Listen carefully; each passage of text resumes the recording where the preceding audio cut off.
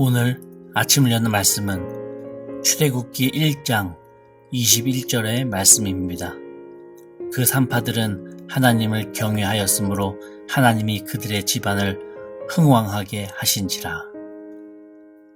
할렐루야. 오늘 말씀을 통해서 주님의 뜻을 깨닫는 지혜와 기도의 응답을 누리는 은총이 우리 모두에게 넘치게 될 줄로 믿습니다. 이제 우리는 성경의 두 번째 책인 출애굽기를 40일간 살펴보게 될 것입니다. 출애굽기는 헬라어로는 엑소더스인데 엑스는 밖으로라고 하는 그런 의미고 호도스라고 하는 것은 길이라고 하는 의미입니다. 그래서 엑스호도스, 즉 엑소더스는 길 밖으로라고 하는 그러한 단어인데요.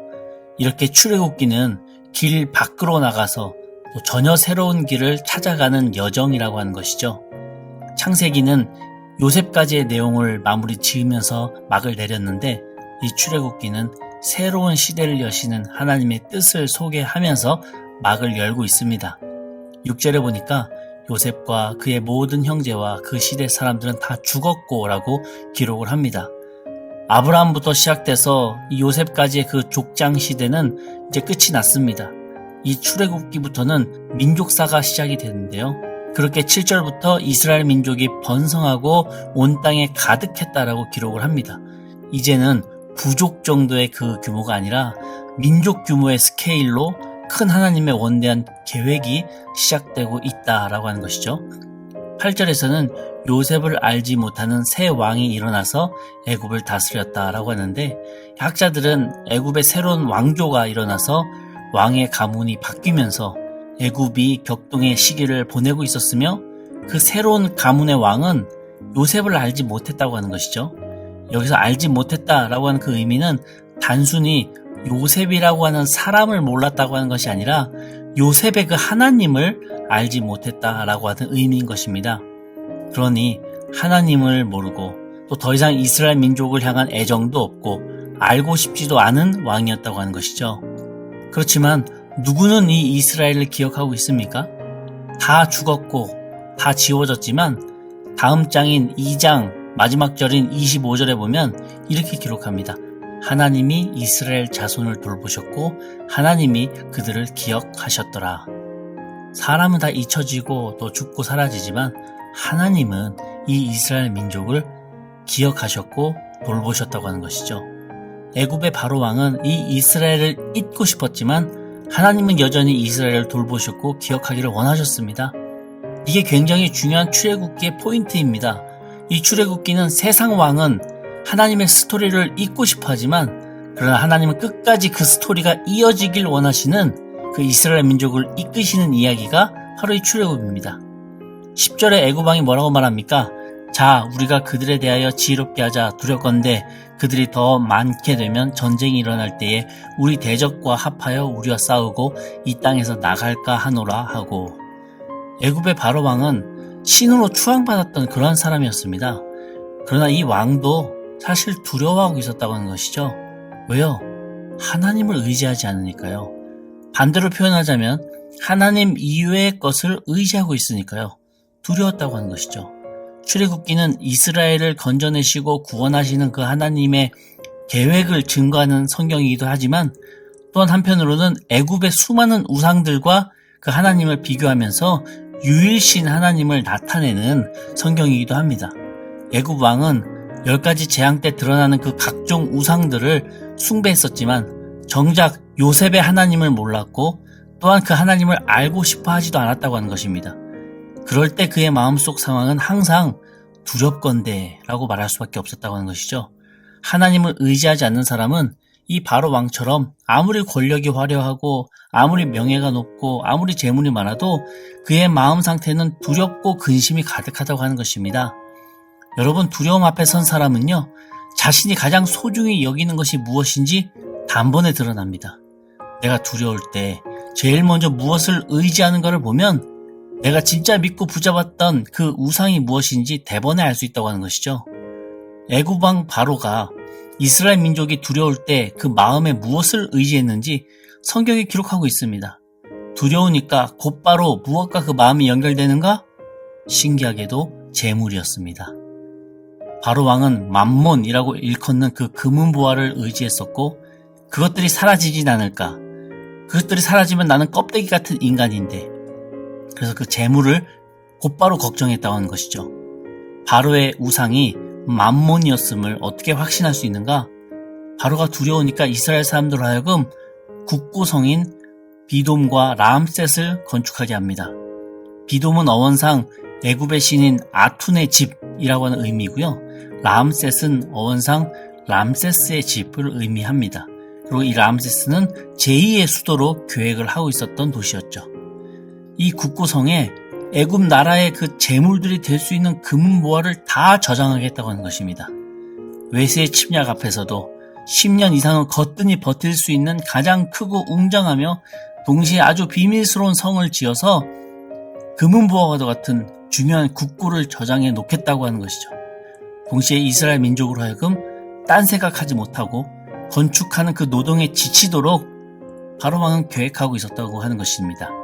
그렇게 고센 땅에서 목축업을 하던 이스라엘 민족이 하루아침에 도시를 세워야 하는 이 건설업자들이 됐습니다. 얼마나 생소하고 힘들었겠습니까? 그런데 참 아이러니한 것은 나중에 이스라엘 민족이 출애굽할 때에 이 국고성에 있는 금은보화를 다 가지고 나옵니다. 광야에서 성막을 지으며 그 안에 하나님을 예배하는 성물을 준비할 때 그때 이 금은보화가 재료로 사용되게 되고 또 광야 생활 가운데 궁핍할 때에 이 금은보화가 노잣돈이 되어줍니다. 바로왕은 이 국고성을 이스라엘 사람들에게 짓게 하는 것이 엄청난 묘수라고 생각했었겠지만 결국에는 악수로 작용하게 된 셈이었습니다. 이 성을 누가 지었습니까? 이스라엘 민족이지 않습니까? 그 누구보다도 이 국고성의 비밀을 잘 알고 있고 어디에 무엇이 있는지, 어떻게 하면 문이 열리는지, 어디에 비밀 통로가 있는지, 무슨 방법으로 이동하면 무엇보다 편할 수 있는지 다 알고 있었다고 하는 것이죠. 이런 일을 누가 예상이나 했겠습니까? 사람은 못해요. 그러나 하나님은 하실 수 있으시죠. 애굽의 바로왕이 붙들고 의지하던 그 모든 것들과 그것을 지키기 위한 그 모든 세속적인 계산을 하나님께서는 오히려 거꾸로 이용하셔서 하나님의 뜻을 이루어 가시더라고요. 12절에 뭐라고 기록합니까? 그러나 학대를 받을수록 더욱 번성하여 퍼져나가니 애굽 사람이 이스라엘 자손으로 말미암아 근심하여. 바로와 같은 이 세상은 하나님의 계획을 막으려고 하고 하나님의 사람을 힘들게 누르지만 하나님께서 계획하신 일은 오히려 더 번성하고 주님의 사람은 더욱더 퍼져나간다고 하는 것입니다. 나는 인생의 그 급박한 위기의 순간에 무엇을 붙잡고 의지합니까? 그것이 나의 주인입니다.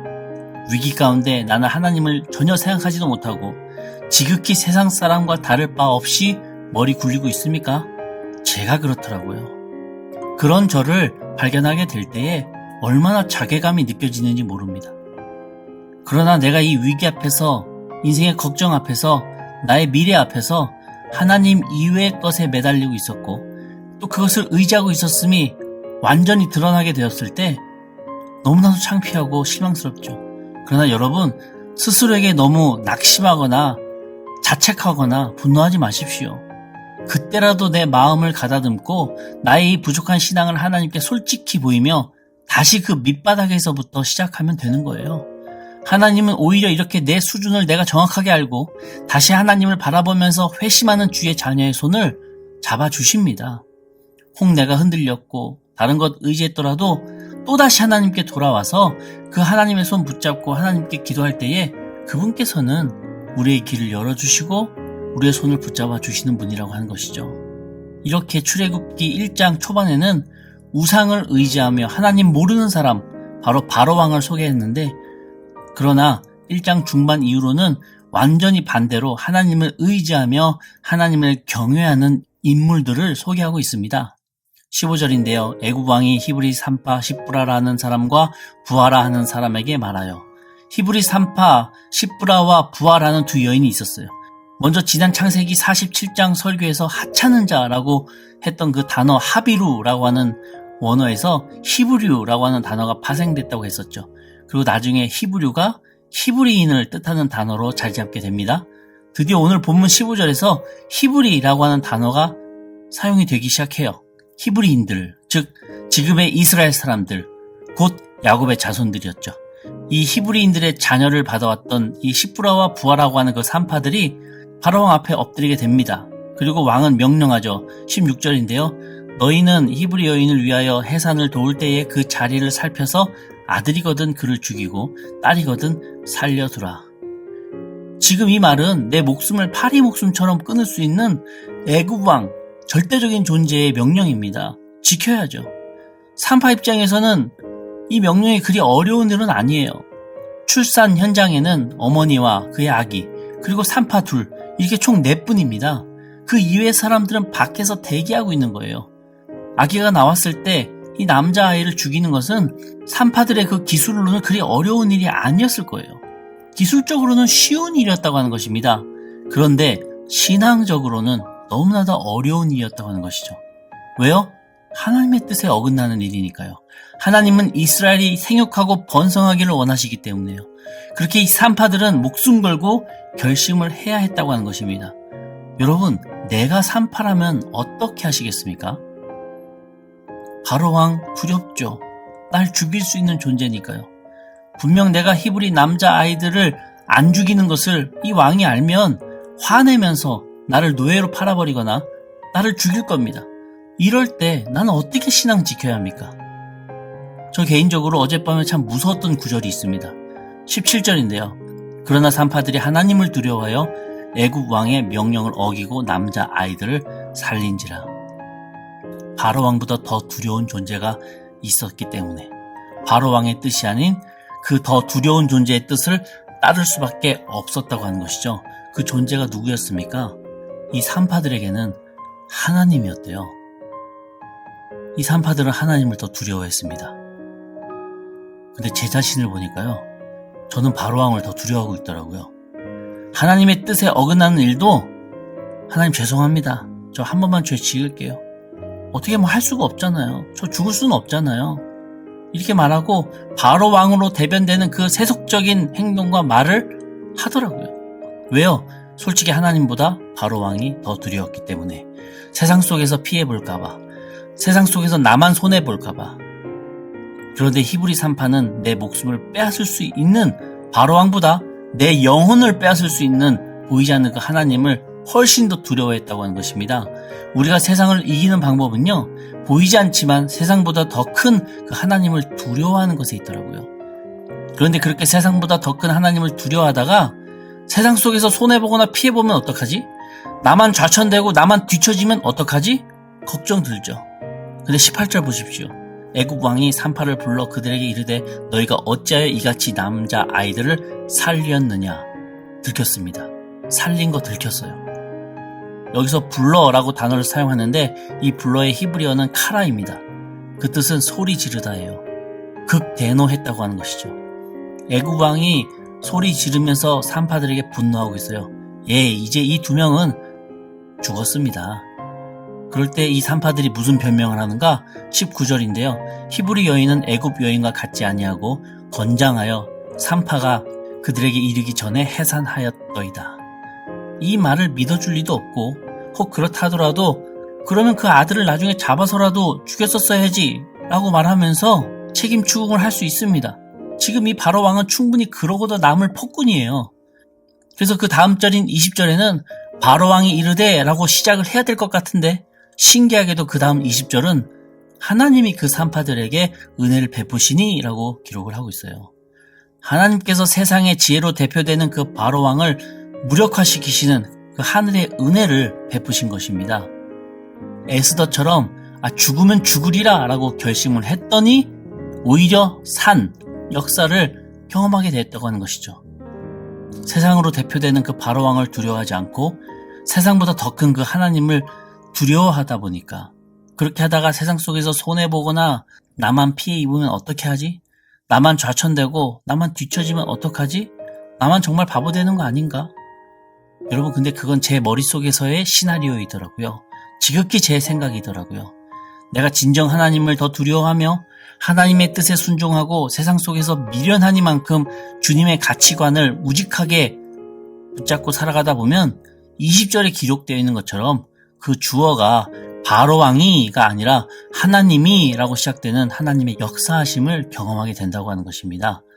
출애굽기는 처음부터 끝까지 이 세상 속에서 바로왕이 아니라 하나님을 두려워하며 그 하나님의 뜻을 따르라고 말하고 있었던 것입니다. 그럴 때 하나님께서는 인간의 시나리오와 상상을 뛰어넘는 주님의 은혜를 베푸시는 분이시다라는 것을 알리고 있는 것이에요. 21절 보십시오. 그 산파들은 하나님을 경외하였으므로 하나님이 그들 집안을 흥왕하게 하신지라. 더 크신 하나님을 두려워했던 이 두 여인은 흥왕하게 됩니다. 여기서 흥왕은 만몬이라고 대표되는 재물이 더 많아졌다라고 하는 의미가 아닙니다. 만약 그렇다면 다시 세상 속으로 돌아간 세속적인 사람이라는 것을 증명하는 셈이 되는 것이겠죠. 재물이 많고 적음을 떠나서 하나님의 기쁨으로 집안에 웃음이 넘치고 삶의 보람이 가득 찬 하나님의 일이 우리 가정 안에 넘치게 되면서 내 삶의 정체성이 주님으로 인해 정해지고 내 삶의 진정한 의미가 하나님 때문에 하나하나 생기게 된다고 하는 것입니다. 그러한 가문이 되었다고 하는 것이죠. 이보다도 더 큰 축복이 어디 있겠습니까? 이제 우리는 출애굽의 여정을 40일간 살펴보게 될 터인데요. 세상으로 대표되는 이 바로왕의 길이 아니라 세상보다 더 크고 두려운 그 하나님의 길을 걸어갈 때에 이 출애굽기, 엑소더스의 의미처럼 길 밖으로 나 있는 전혀 새로운 길을 발견하게 되고 그 길 위에서 예수님과 동행하게 되는 진정 출애굽의 축복을 누리게 되는 주의 자녀가 되기를 간절히 소망합니다. 오늘 하루도 그런 주님과 함께 하시며 출애굽의 진정한 의미를 묵상할 수 있는 저와 우리 영도 조원교회 성도들 다 되시기를 주님의 이름으로 간절히 축원합니다. 아멘.